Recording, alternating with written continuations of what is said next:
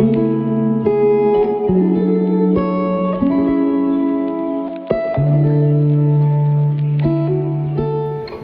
છો મિત્રો? સ્વાગત છે તમારું મારા નવા બ્લોગમાં. રાધે રાધે, જય શ્રી કૃષ્ણ. તમે બધા મજામાં હશો? હું પણ મજામાં જ છું. ચલો આપણે તો શરૂઆત કરીએ છીએ. સાંજના 5:30 પોણા 6 થયા છે. આજે મેં સવારે બ્લોગ નથી બનાવ્યો. આજે મેં આખું રસોડું સાફ કરેલું છે, ડસ્ટિંગ કરેલું છે, બધે ઉપર ચડીને એટલું છે, બધી જગ્યાએ પંખા લૂછ્યા, બધું જ કર્યું છે. તો જસ્ટ હું હમણાં જ નાહી અને પછીથી મેં બ્લોગ બનાવવાનું સ્ટાર્ટ કરેલું છે.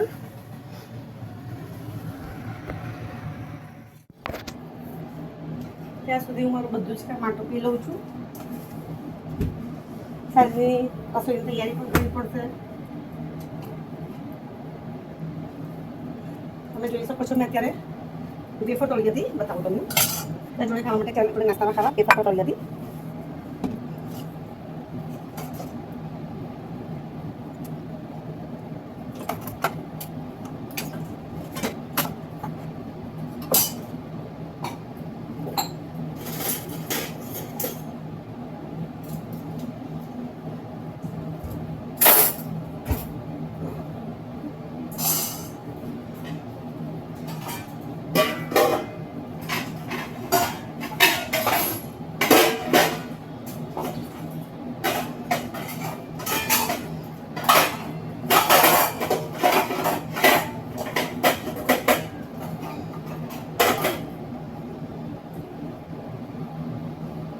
ઘસેલા વાસણ આપણે અહીંયા સાઈડમાં મૂકી દઈએ છીએ.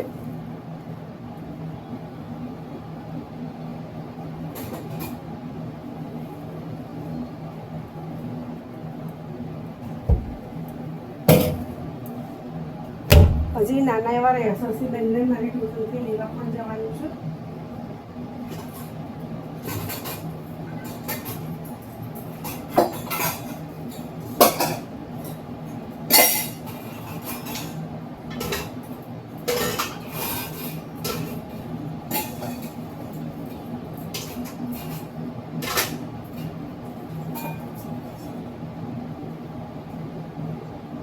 તમે જોઈ શકો છો, ઘસેલા વાસણ હું એક તરફ મૂકી છું. ચાલો મિત્રો, મારી સાથે આપણે એસએસસી બેનને લેતા આવીએ. ચલો.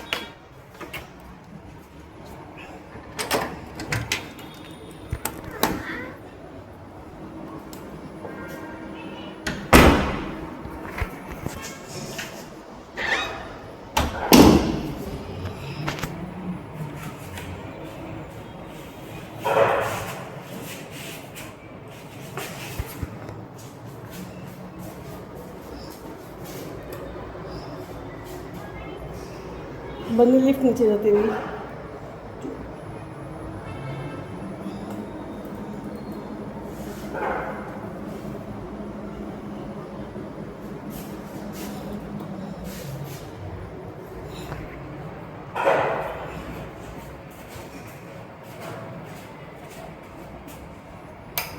મિત્રો, તમે જોઈ શકો છો, આ મારું ઘર છે.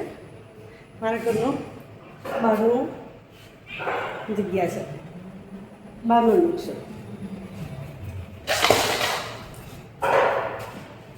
આ સામેવાળા, મારી બિલકુલ સામેવાળા.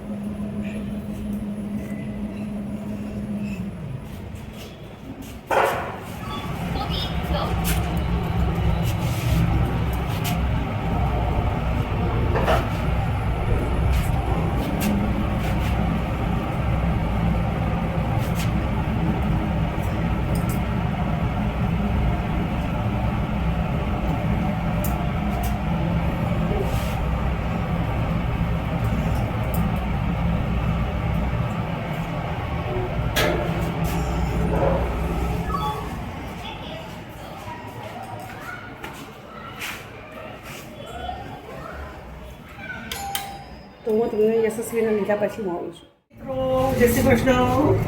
હું નાના એસએસસી બેન લઈને આવી ગઈ. એસએસસી બેન હાઈ કરો સબસ્ક્રાઈબર્સ બધાને, કે મારી મમ્માની ચેનલને લાઈક કરો, શેર કરો એન્ડ સબસ્ક્રાઈબ કરો. હવે નાના એસએસસી બેનને હું રમવા લઈ જઉં છું.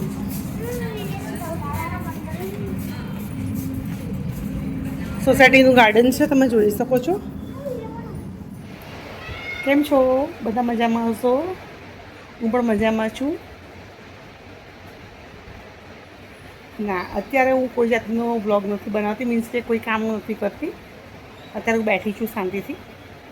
નાની બેબીને લઈને ગઈ હતી નીચે ગાર્ડનમાં. પછી મારે એક ફ્રેન્ડને મળવા માટે ગઈ હતી, એને ફ્રેક્ચર થયું છે. પછી ઘરે આવી, વાસણ ઘસ્યા, કિચન સાફ કર્યું. હવે બેઠી છું. મિસ્ટર આવ્યા તો મિસ્ટરને મેં કીધું શું કરીએ, જમવાનું બનાવું? તો મને એમને ના પાડી. મને કહે છે ના ચાલશે, ના બનાવીશ, બહાર જઈએ જમવા માટે. મેં કીધું સારું, કશો વાંધો નહીં. બાકી તો પૂરા દિવસ કામ ને કામ. સવારથી ઉઠી ત્યારનું જ આખું રસોડું સાફ કર્યું, બધું લૂછ્યું. એટલો બધો કચરો જામી જતો હોય છે, એટલું બધું સિરમ તો જામી જતો હોય છે, બાવા ઝાડા, જેની કોઈ હદ જ નથી. ડેલી હું, એવું નથી કે હું વીકલી કરતી હોઉં છું, હું ડેલી દર 2-3 દિવસ થાય પંખા સાફ કરું, ઉપરનું સાફ કરું, રસોડું સાફ કરું, બધું સાફ કરતી હોઉં છું. પણ છતાં બી ખબર નહીં ક્યાંથી બધો કચરો આવી જતો હોય છે. I don't know. બોલો બીજું. બાકી ગરમી તો અહીંયા ઘણી બધી છે. તમારે ત્યાં કેવી છે મને જરા કહેતા રહેજો. મારે તો ઓઢણી કે નેપકીન જ રાખવો પડતો હોય છે હંમેશા.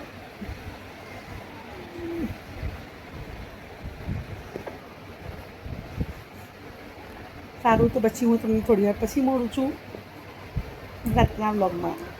બાય. હેલો ગાઈઝ, જો હું મંચુરિયન ખાવા આવી ગઈ છું. મારા ઘરની બિલકુલ સામેની સાઈડે છે. શું નામ છે એનું? એક જ મિનિટ તમને કહી દઉં છું. Only Chinese fast food. Only Chinese fast food. બહુ એટલે બહુ સરસ મળે છે. અમે અહીંયા જઈએ છીએ. જ્યારથી રહેવાયા છે ને ત્યારથી અમે અહીંયા જઈએ છીએ. એટલે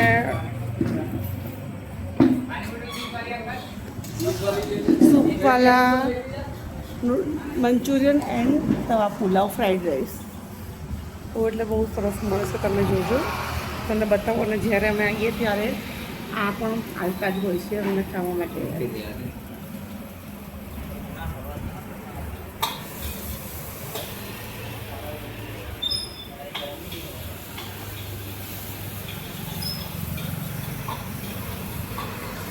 ચલો, હું તમને પછી મળું છું. કેમ છો મિત્રો? હું ઘરે આવી ગઈ છું. જસ્ટ રાતના 10:30 થયેલા છે. અમે ચાઇનીઝ ખાવા ગયા હતા. રાતનું વાતાવરણ એટલું બધું સરસ હતું જેની કોઈ હદ નહીં. અડધો કલાક તો ત્યાં બેઠા, એમને એમ જ બેઠા. બહુ ઠંડુ વાતાવરણ હતું, એવું લાગે કે ક્યાંક પડતો હોઈ શકે. તો ચલો મિત્રો, હવે રાતના 10:30-11 જેવું થવાયેલું છે. હવે હું મારા બ્લોગને અહીંયા જ એન્ડ કરી રહી છું. અત્યારે મારા બેડરૂમમાં આવી ગઈ છું, તમે જોઈ શકો છો. આ નાના શ્યામભાઈ મમ્મી સાથે વાતો કરવા માંગે છે. તો હવે હું મારા બ્લોગને અહીંયા જ એન્ડ કરું છું. જો તમને મારી ચેનલ ગમતી હોય તો, મારા બ્લોગ ગમતા હોય તો મારી ચેનલને લાઈક, શેર એન્ડ સબસ્ક્રાઈબ જરૂરથી કરજો.